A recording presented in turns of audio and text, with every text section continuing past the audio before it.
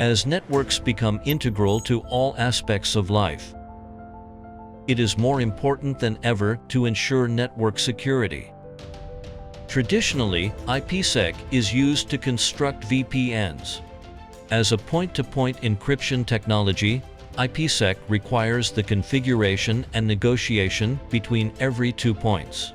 Consequently, as the network expands in scale, the configuration and O&M difficulty increases exponentially. To address this issue, Huawei proposed the Xsec technology. Each node needs to be deployed only once. After being deployed, it advertises key information through BGP routes and can automatically establish encrypted connections with multiple remote devices.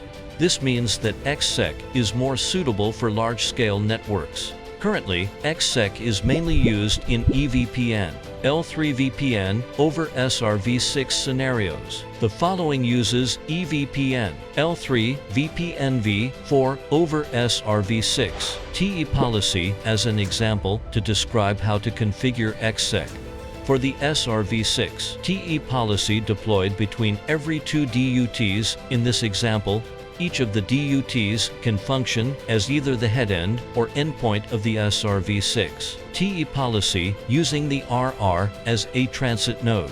The devices are connected according to the shown topology, and interface IP addresses are configured as planned. Before configuring Xsec, perform the operations described on the screen. This example assumes that DUT1 establishes an SRv6 TE policy with DUT2 and another one with DUT3.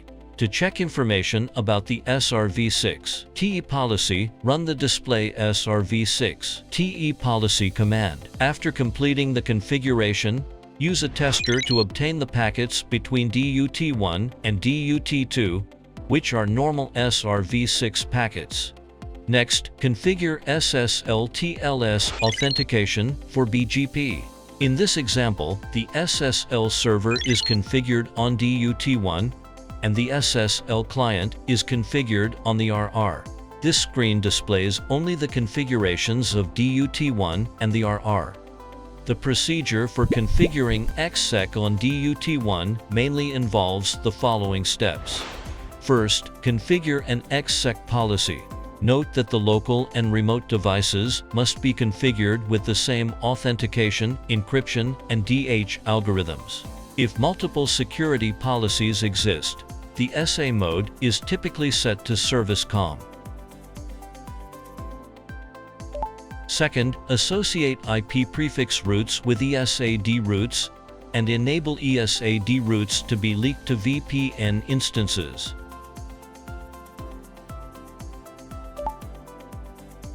Third, apply the Xsec policy to a specified ESI instance so that ESAD routes carry Xsec encryption attributes. Finally, configure Xsec encrypted route advertisement to enable the device to advertise ESAD routes carrying Xsec encryption attributes to the BGP EVPN peer. The configuration steps for DUT2 are the same as those for DUT1. For DUT3, as long as it establishes a BGP EVPN peer relationship with the RR and is configured with Xsec through the preceding 4 steps. It can establish encrypted connections with other DUTs using the RR's route reflection function. After completing the configuration, use the tester to obtain the packets between DUT1 and DUT2, which are encrypted SRv6 packets.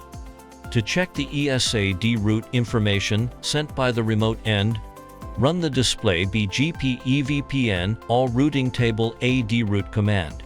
In the command output, Xsec carried rekey counter 1 indicates that the ESAD route carries Xsec encryption attributes. To check Xsec SA configurations, run the display Xsec as a brief command. According to the consistency of SPI, local connection ID, and remote connection ID values between incoming and outgoing packets, you can determine whether the SA is successfully established. To check statistics about encrypted and decrypted traffic, run the display Xsec statistics info command.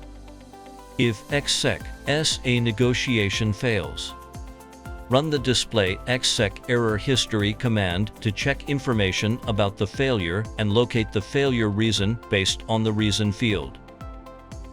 According to the preceding process, each DUT requires Xsec to be configured only once, and it can then establish encrypted connections with other DUTs. When new nodes are added, the configuration is even simpler. This facilitates quick deployment of large-scale encrypted networks.